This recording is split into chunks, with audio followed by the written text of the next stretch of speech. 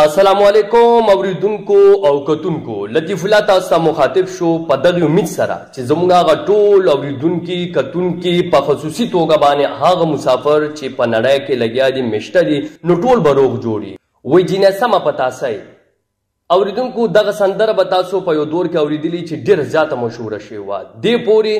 چې ودونه به د دې نه بغیر نیمګړي وو که یو خوا دغه سندره خلکو خوښه کړې ده مشهوره شوې ده خو بل خوا ګڼ شمېر خلکو په دغې سندرې باندې تنقید کړی دی او د دې نه بعد هم د دغې شاعر چې کوم شاعر دا لیکلې ده 2 سندرې نور راغلي دي چې په هغې کې لیلا مې توتکۍ ده او چسکا نمبر 1 مونږ سر موجود دی په دغه وخت کې لقمان شینواري د چا تعلق چې د لنډي کوتل سر دی د ریډیو یو ډېر تکړه پریزنټر او د پریزنټر سره سره یو ډېر تکړه او ژوندی شاعر هم دی ژوندی شاعر مې ورته ځکه وویل چې دوی څومره هم سندرغاړو ته که هغه نارینه دي که زنانه سندرغاړي دي نو ژوندی شاعري ورته لیکلې لکه په هغې کې څنګه ما ذکر وکړو چې جینۍ سمه په تاسئ چسکا نمبر 1 او یاددارنګې لیلا مې توتکۍ ده لقمان خان هرکلین درته وایو او شاعرۍ آغاز تاسو د کله نه کړی مننه کوم ستاسو ډېره زیاته مننه ډېره مهرباني لطیف الله صاحب چې ستاسو ماله د یو څو خبرو مقرره کړه ډېره زیاته مننه شاعرۍ آغاز خو داسې و چې سکول کې به وو نو هغه عام سکول کې چې کوم نظمونه راځي یا هغې ټایم کې خو دومره دا سنګینګ منګینګ داسې څه نه وو که نه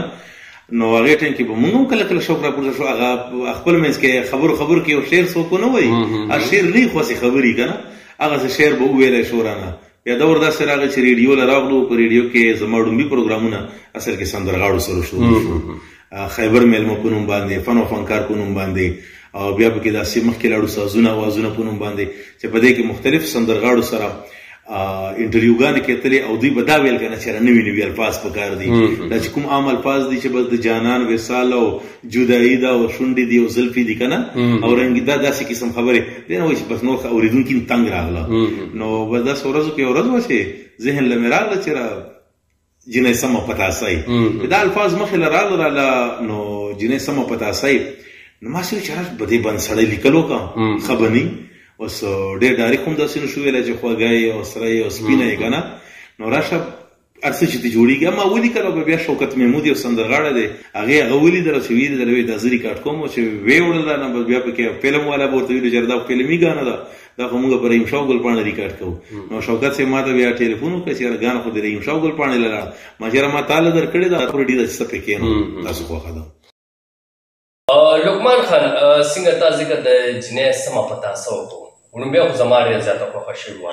زه منم چې په دې کې داسې الفاظ چې هغه په معاشره کې یا په ماحول کې هغه د اورېدو قابل نه دي خو بل خوا که موږ وګورو نو په هر واده کې چې کوم دی دغه سندره غږېدلې بیا ولې خلکو په دې تنقید وکړو نو دا خو داسې ده که نه چې له بده مرغه که زه اوس رښتیا حقیقت ووایم لکه نن سبا ګانې تاسو اورېدل د په ریډیو تاسو نه پلی کوئ زه نشم پلی کولی که نه چې په هغې کې زمونږ نشه یي چې کوم څیزونه دي که نه چې پکې چرس او شراب او داسې دي او داسې دي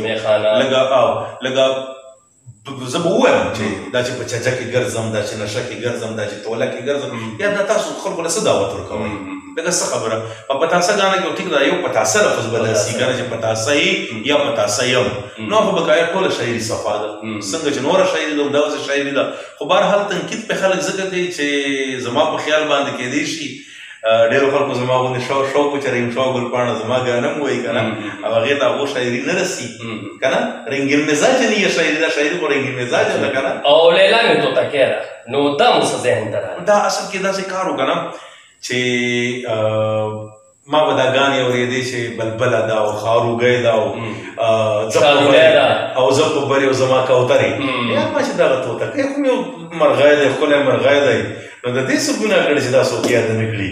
نو کوتره یاده شوې ده بلبلې او خاپیرۍ یادې شوي دي نو راشه به دغسې یو لفظ و چې لیلا مې توتکۍ ده په بام باندې ودرېږي سپوږمۍ په شان ځلېږي سترې شونډې تورې زلفې په پوزه یې نتکۍ ده لیلا مې توتکۍ ده ښه بل لقمان خان ما د 3 سندرو ذکر وکړو خپلو مینوالو ته چې په هغې کې جینۍ سمه په تاسئ او لیلا مې توتکۍ ده او درېیمه چسکا نمبر 1 دا خو د کشر خان فلم سندره ده دا توتکۍ د کشر خان ښه د کشر خان نو دا چسکا نمبر 1 تا کوم دا تقریبا د 2000 لکه د معاشري الفاظ دي که نه تاسو به واورئ که نه چسکلګۍ یو ښایسته څیز ته ویلی شي یو ښایسته انسان ته ویلی شي نو په دغه وجه باندې داسې کار ومانه دا لفظ راغی چې یاره چسکه نمبر ون یعنې چسکه خو هسې نمبر ون خو یي که نه نو بس هغه د موسیقار ګوهرجان ناست و موږ سټوډیو کې ناست و هغې ته مې واوروله ما چې هر څوک مې احترام جینۍ وایي هر څوک مې احترام کوي زه خوښه هر یو تن یم چسکه نمبر ون یم هر ناز مې د بلبلې دی زه روغه په بدن یم چسکه نمبر ون یم دې کې یو شعر بل راغلی و دې ټایم کې دا پتاسه ګانم نوې نوې راغلی و که نه نو په دې کې یو شعر و چې هغه شته پکې که نه چې خالص ګلاب جامن یم نو ګوهرجان هم راته چې خلک وګوري چې لوباب پکې ټول خواږه شي نه یادوي او د خوراک شي نه یادوي نو بهرحال هم په هغه ټایم سره ښه وچلېده کتونکو تاسو د لقمان خان خبرې اترې واورېدې او په خصوصي توګه باندې د دې چې کوم لیکلې شوي مشهورې سندرې چې د هغې ذکر مونږ وختي مو کو بیا هم زه کوم چې زمونږ ډېر کتونکي ډېر مینوال به دا وایي چې د خپل وخت مشهوره سندره جینۍ سمه پتاسه یا په اوس وخت کې مشهوره سندره لیلا مې توتکی ده یا د دې نه وړاندې سندره چې هغه هم ډېره مشهوره شوې ده چسکه نمبر ون دې ټایمه پورې د لقمان خان نه چې د کومو سندرو تپوس وشو نو امید لرم چې تاسو ته به دا اندازه لګېدلي چې دغه سندرې لیکلي چا دي او دا به هم درته معلومه شوي چې دغه سندرې خوښېږي ولې او تنقید پرې ولې کېږي بهرحال را روانې ویډیو کې به بیا تاسو سره مخاطب کېږو او هم د لقمان خان نوې شاعرۍ سره نوې سندرې سره تر هغې پورې اجازت راکړئ